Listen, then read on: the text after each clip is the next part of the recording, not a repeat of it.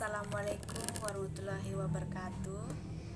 Selamat pagi anak-anak. Bagaimana hari ini? Sehat? Sehat. Sebelum Ibu memulai pembelajaran hari ini, Ibu perkenalkan nama dulu. Perkenalkan, nama Ibu Yuliana Katoda. Pembelajaran yang kita pelajari hari ini yang berjudul menyimak kritis. Oh ya, apa sih menyimak kritis? Menyimak kritis adalah suatu kegiatan mendengarkan lambang-lambang lisan dengan penuh perhatian, pemahaman, apresiasi, serta interpretasi untuk memperoleh informasi, menangkap isi, serta memahami makna komunikasi yang tidak disampaikan oleh si pembicara melalui ujaran atau bahasa lisan. Yuk, langsung saja kita lihat videonya.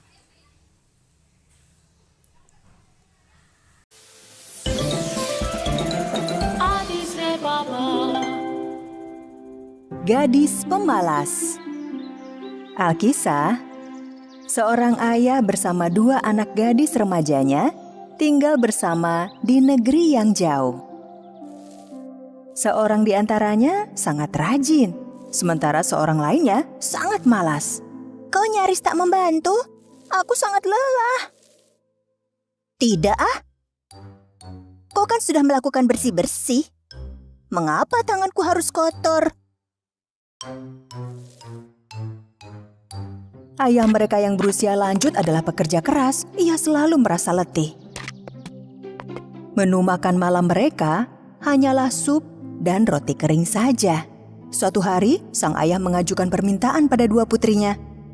Wahai anak-anakku, kalian tahu ayah sangat menyayangi kalian.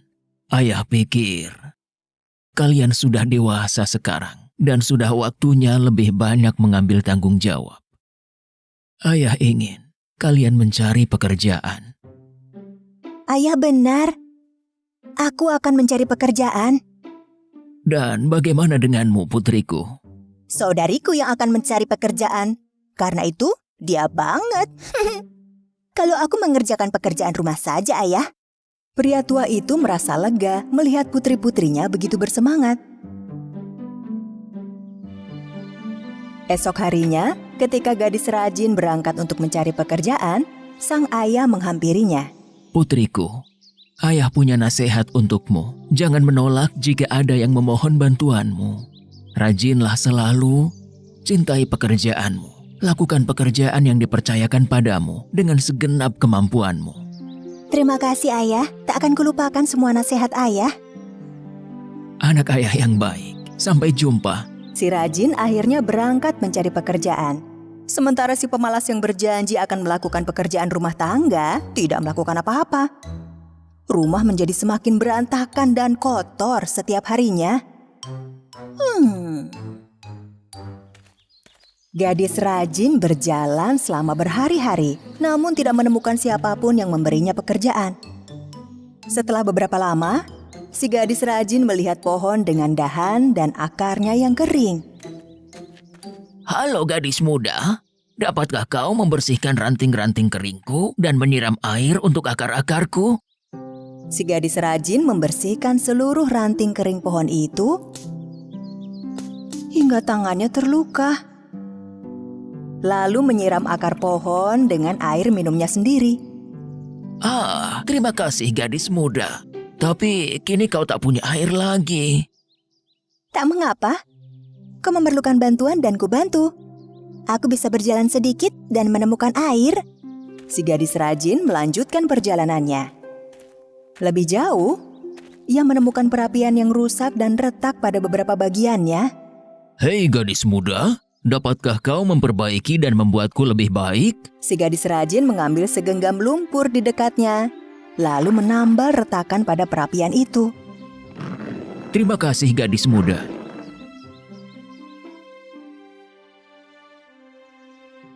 Oh, tak mengapa. Baju tidak berarti apa-apa. Kau memerlukan bantuan dan aku bantu. Gadis rajin meninggalkan perapian yang kini tampak baru itu dan melanjutkan perjalanan. Tak berapa lama, muncul seekor anak domba lucu.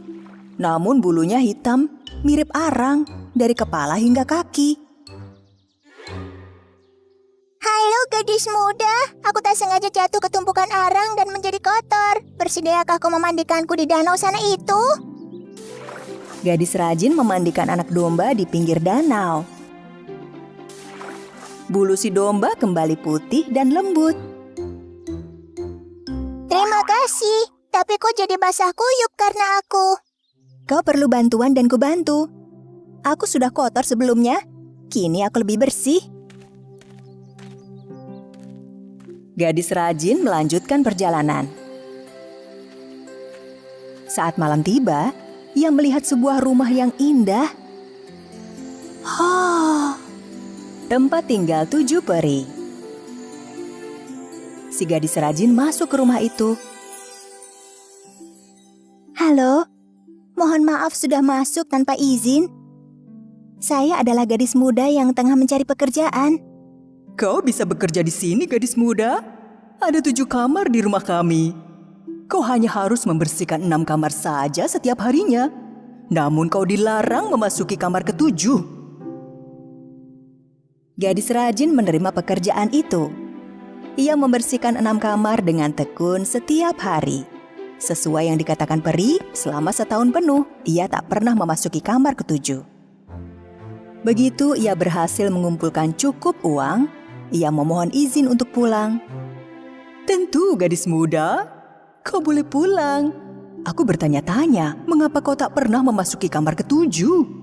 Ayah saya berpesan untuk melakukan pekerjaan dengan benar apapun yang terjadi. Selama di sini tugas saya adalah membersihkan 6 kamar saja. Dan itulah yang saya kerjakan. Itulah tugas yang Anda berikan pada saya. Kami ingin memberimu hadiah atas kejujuran dan ketekunanmu. Ayo, ikut dengan kami. Para peri meminta gadis rajin untuk membuka kamar ke-7. Begitu si gadis masuk, ia melihat begitu banyak koin perak dan emas. Sekarang, bergulinglah di atas koin-koin itu dan yang menempel di tubuhmu akan menjadi milikmu. Si gadis berguling ke kanan dan ke kiri di atas koin-koin.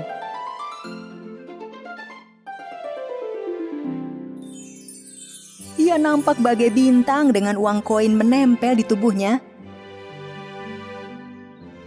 Lalu, gadis rajin meninggalkan para peri untuk pulang.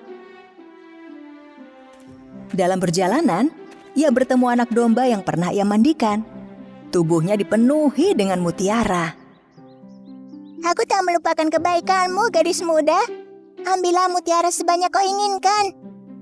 Gadis rajin berterima kasih pada domba, menghiasi lengan dan lehernya dengan mutiara, lalu melanjutkan perjalanan. Kali ini, ia bertemu dengan perapian yang pernah diperbaikinya. Tak akan kulupakan bantuanmu, wahai gadis muda. Ini, ambillah roti dan kue lezatku untukmu. Gadis rajin menyantap beberapa roti dari perapian dan membawa beberapanya untuk dibawa pulang, lalu ia melanjutkan perjalanan. Lebih jauh, ia melihat pohon itu.